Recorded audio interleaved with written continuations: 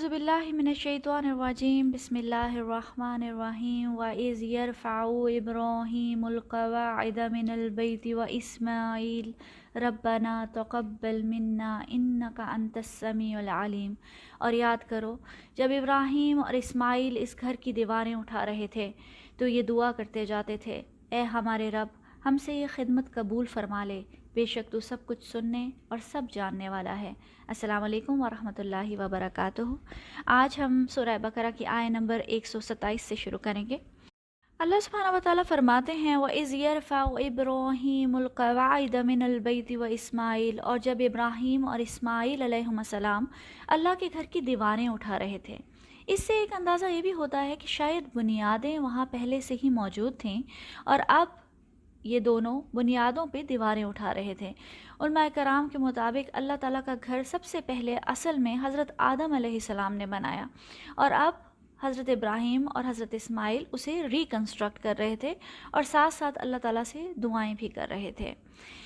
इससे ये सीखने को मिलता है कि दुआ का बेहतरीन टाइम वो है जब इंसान कोई नेकी कर रहा हो। नेक काम करने के बाद की जाने वाली दुआ के कबूल होने के ज़्यादा चांसेस होते हैं। हम बार बार ये देखेंगे कि अंबिया कराम का तरीका यही था कि नेकी करने के बाद अल्लाह ताला से दुआ फरमाया करते थे। हमें भी नबी अकरम सल्लल्लाहु अलैहि वसल्लम ने नेक अमाल के बाद दुआ करना सिखाई, जैसे नमाज के आखिरी तशहुद में दुआ करना, रोज़ा अफ्तार करते हुए दुआ करना, क्योंकि ये दुआ की कबूलियत के औकात होते हैं। इंसान पहले नेक काम करके अल्लाह को राज़ी करे, फिर अल्लाह ताला से मांगे और दुआ करे। फिर अल्लाह ताला फरमाते हैं कि उनकी दुआ क्या थी, रब्बाना तक़ब्बल मिन्ना। देखा जाए तो खाना काबा की तामीर तारीख़ की अजीम तरीन नेकियों में से एक है। ज़रा सदक़ा जारिया के बारे में सोचिए कि जिस दिन ये से खाना काबा तामीर हुआ है उस दिन से हर शख्स जो वहाँ तवाफ़ करता है और हर शख्स जो उम्रा हज करता है, यहाँ तक कि हर शख्स जो खाना काबा की तरफ रुख करके नमाज अदा करता है, उन सब की नेकी का कुछ हिस्सा हज़रत इब्राहीम और हज़रत इस्माईल अलैहिस्सलाम को मिलता है। इस कदर अजीम कार खैर करते हुए भी उनकी सोच और फ़िक्र इस नेकी की कबूलियत थी। रब्बाना तक़ब्बल मिन्ना, ए अल्लाह हमसे ये खिदमत कबूल कर ले। हम थोड़ी सी नेकी करते हैं तो फ़ख्र महसूस करना शुरू कर देते हैं, अपने आप को नेक और पारसा समझना शुरू कर देते हैं। ये दुआ इन अंबिया की इनकसारी और ह्यूमिलिटी का सबूत है कि नेक काम करते हुए भी उन्हें फ़िक्र थी कि पता नहीं ये हमसे ठीक हो रहा है या नहीं, पता नहीं अल्लाह ताला को पसंद आए या नहीं, न जाने कबूल होगा या नहीं। याद रखें कि कोई भी नेकी चाहे जितनी भी बड़ी हो उस वक्त तक बेवक़्त है जब तक वो अल्लाह के यहाँ कबूल ना हो जाए। नेकी की कबूलियत की दो शराइत हमें उलमाए कराम ने बताए हैं।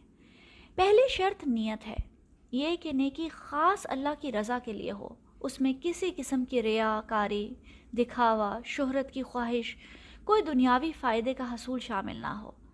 हज़रत उमर रज़ी अल्लाह अन्हु से रवायत है कि हज़रत सल्लल्लाहु अलैहि वसल्लम ने फरमाया, इन्नमल आमालु बिन्नियात, अमल नियत ही से सही होते हैं या नियत है के मुताबिक इनका बदला मिलता है और हर आदमी को वही मिलेगा जो उसने नियत की।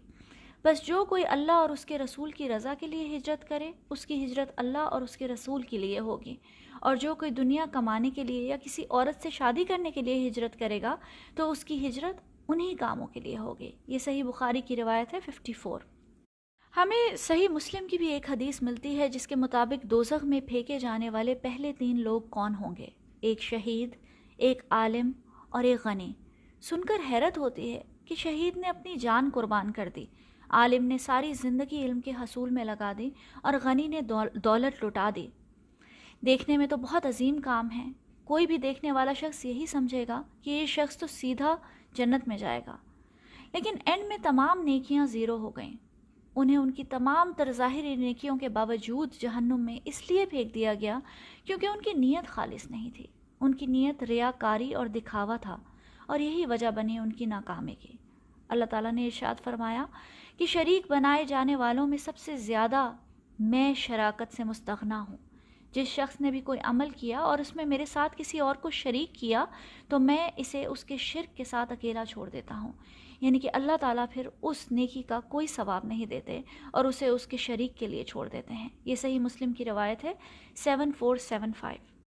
फिर आमाल की कबूलियत की दूसरी शर्त यह है कि अमल कुरान और सुन्नत के मुताबिक हो।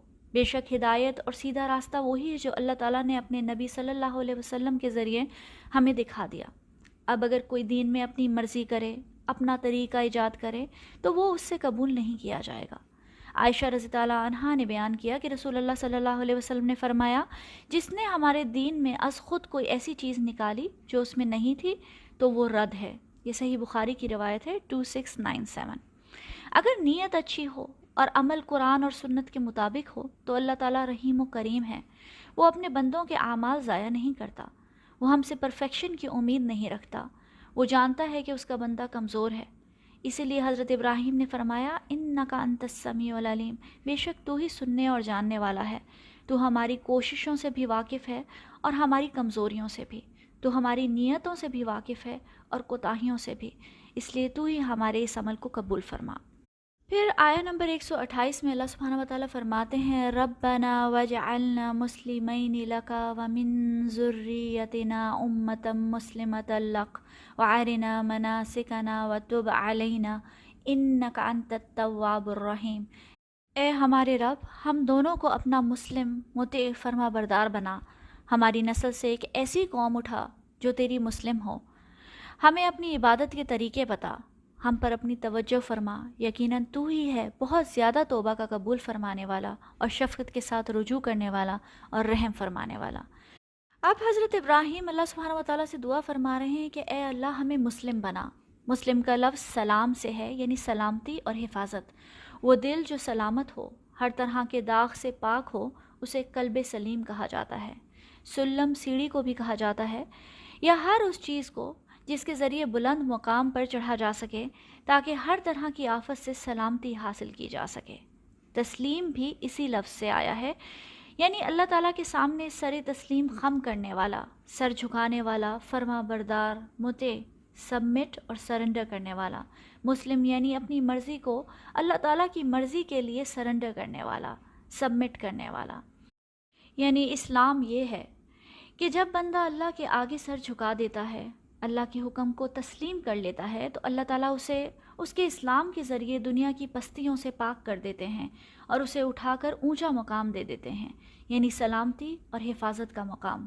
نبی پاک صلی اللہ علیہ وسلم جب بادشاہوں کو خط لکھا کرتے تھے تو فرماتے تھے اسلم تسلم، یعنی تم اسلام قبول کر کے اللہ کے آگے سر تسلیم خم کر دو تاکہ تمہیں سلامتی اور نجات ملے۔ اے اللہ ہمیں مسلم بنا اور بنائے رکھ، یہ حضرت ابراہیم علیہ السلام کہہ رہے ہیں، جن کے بارے میں اللہ تعالیٰ خود قرآن میں گواہی دیتے ہیں کہ ان کا دل قلب سلیم تھا۔ یہ ان کی دعا ہے جن کی فرما برداری مثالی تھی۔ تو پھر ہمارا اپنے بارے میں کیا خیال ہے؟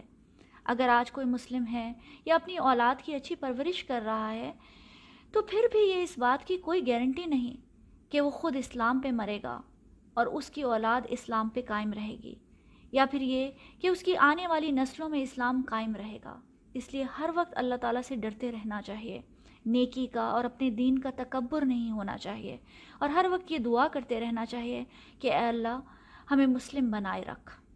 پھر آگے حضرت ابراہیم علیہ السلام دعا فرماتے ہیں، وَمِن ذُرِّيَّتِنَا أُمَّةً مُسْلِمَةً لَكَ، ہماری نسل سے ایک ایسی قوم اٹھا جو تیری مسلم ہو۔ یہ حضرت ابراہیم کی دعا تھی، خاص طور پہ حضرت اسماعیل کی اولاد کے لیے، کہ اس کی اولاد میں سے مسلم قوم پیدا فرما۔ یعنی ہم حضرت ابراہیم علیہ السلام کی اس دعا کی وجہ سے آج مسلمان ہیں۔ ہمیں اس دعا کے لیے حضرت ابراہیم علیہ السلام کا شکر گزار ہونا چاہیے کہ انہوں نے ہمارے لیے دعا کی اور آج ہم اس دعا کی بدولت مسلمان ہیں۔ اللہ تعالیٰ نے ہم پہ خاص کرم کیا کہ ہمیں حضرت ابراہیم کی، حضرت اسماعیل اور نبی اکرم صلی اللہ علیہ وسلم کی امت بنایا۔ اللہ تعالیٰ سورہ حج میں فرماتے ہیں کہ مسلم کا خطاب بھی پہلی بار حضرت ابراہیم نے اس امت کو دیا تھا۔ ملت ابیکم ابراہیم ہوا سماکم المسلمین من قبل، اور تمہارے لیے تمہارے باپ ابراہیم کا دین ہے، اسی نے پہلی بار تمہارا نام مسلمان رکھا تھا۔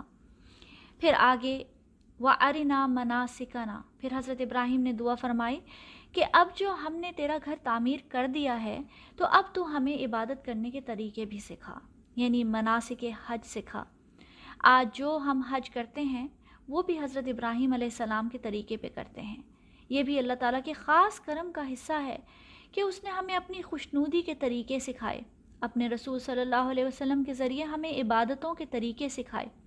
اگر اللہ تعالیٰ ہمیں نہ سکھاتا تو ہر شخص اپنی مرضی کی عبادت کر رہا ہوتا، ہر شخص اپنے طریقے ایجاد کر لیتا، جیسے مشرکین مکہ نے حضرت ابراہیم کی سنت کو بھلا دیا، شرک اور بدعات میں پڑ گئے، اسی لیے وہ خانہ کعبہ کے ارد گرد بغیر کپڑوں کے طواف کیا کرتے تھے۔ اللہ سبحانہ وتعالیٰ فرماتے ہیں وَمَا كَانَ صَلَاتُهُمْ عِندَ الْبَيْتِ إِلَّا مُكَاءً وَتَصْدِيَةً، بیت اللہ کے پاس ان لوگوں کی نماز کیا ہوتی تھی؟ بس سیٹیاں بجاتے اور تالیاں پیٹتے۔ اس لیے ہمارے لیے یہی سبق ہے کہ اللہ تعالیٰ نے جو عبادت کے طریقے اپنے نبی پاک صلی اللہ علیہ وسلم کے ذریعے سکھائے ہیں وہی اصل عبادت ہے، سنت ہی اصل طریقہ ہے۔ اس کو چھوڑ کر اگر انسان نئے نئے طریقے نکال لے تو وہ اللہ تعالیٰ کے نزدیک کوئی معنی نہیں رکھتے۔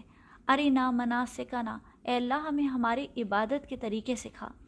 پھر حضرت ابراہیم فرماتے ہیں وَتُبْ عَلَيْنَا، اور ہماری طرف مڑ جا، ہماری طرف توجہ فرما۔ توبہ کا لفظ ایک بہت ہی خوبصورت لفظ ہے جو اللہ تعالیٰ اور بندے دونوں کے لیے قرآن میں استعمال ہوا ہے۔ بندے کی توبہ کیا ہے؟ امیجن کریں کہ ایک شخص بھٹکا ہوا ہے، اللہ کی راہ سے اور اللہ سے دور نکل گیا ہے، لیکن اچانک زندگی میں کوئی واقعہ ہوتا ہے، سوچ بدلتی ہے، گناہوں کی ریئلائزیشن ہوتی ہے۔ اس موقع پر جب انسان اپنا رخ اللہ تعالیٰ کی طرف موڑ لیتا ہے اسے توبہ کہتے ہیں۔ غلط راستے پہ جاتے جاتے یو ٹرن لینا اور اللہ کی طرف مڑ جانا توبہ ہے۔ اللہ سے دوری کے راستے پہ چلتے چلتے اللہ کی قربت کے راستے کی طرف مڑ جانا بندے کی توبہ ہے۔ ان اللہ یحب التوابین، بے شک اللہ تعالیٰ محبت کرتا ہے بار بار اپنی طرف مڑنے اور پلٹنے والوں سے، بار بار توبہ کرنے والوں سے۔ اب اللہ تعالیٰ نے یہی لفظ اپنے لیے بھی استعمال فرمایا، تواب۔ جیسے ہی بندہ اللہ تعالیٰ کی طرف مڑتا ہے اللہ بھی اپنے بندے کی طرف متوجہ ہو جاتا ہے۔ بندہ 100 بار بھٹک کر 100 بار اللہ تعالیٰ کی طرف مڑ جائے تو اللہ بھی 100 بار اس کی طرف توجہ فرما لیتا ہے، اپنے بندے کی طرف مڑ جاتا ہے۔ پھر جب بندہ اللہ کی طرف چلنا شروع ہوتا ہے تو پھر اللہ بھی اس کی طرف چلنا شروع کر دیتا ہے۔ سیدنا ابو ذر سے روایت ہے کہ رسول اللہ صلی اللہ علیہ وسلم نے فرمایا، اللہ تعالیٰ فرماتا ہے اور جو شخص مجھ سے ایک بالش نزدیک ہوتا ہے تو میں اس سے ایک ہاتھ نزدیک ہو جاتا ہوں، اور جو مجھ سے ایک ہاتھ نزدیک ہوتا ہے تو میں اس سے 2 ہاتھوں کے پھیلاؤ جتنا اس کے قریب ہو جاتا ہوں، اور جو میرے پاس چلتا ہوا آتا ہے میں اس کے پاس دوڑتا ہوا جاتا ہوں۔ انک انت التواب الرحیم، یقیناً تو ہی ہے بہت زیادہ توبہ کا قبول فرمانے والا اور شفقت کے ساتھ رجوع کرنے والا اور رحم فرمانے والا۔ ابو ہریرہ رضی اللہ عنہ کہتے ہیں کہ نبی اکرم صلی اللہ علیہ وسلم نے فرمایا، اگر تم گناہ کرو یہاں تک کہ تمہارے گناہ آسمان تک پہنچ جائیں، پھر تم توبہ کرو تو اللہ تعالیٰ ضرور تمہاری توبہ قبول فرما لے گا۔ یہ اللہ تعالیٰ کی ہی خاص خوبی ہے کہ اللہ تعالیٰ بار بار رجوع کرتا ہے، بار بار بندے کی توبہ کو قبول فرماتا ہے۔ اس دنیا میں دیکھیں کہ اگر اپنے ماں باپ بھی ہوں تو وہ بھی ایک حد تک انسان کی نافرمانی برداشت کرتے ہیں، لیکن اللہ سبحانہ وتعالیٰ ہر بار توبہ کرنے والے کو معاف فرما دیتا ہے۔ انک انت التواب الرحیم۔ السلام علیکم ورحمۃ اللہ وبرکاتہ۔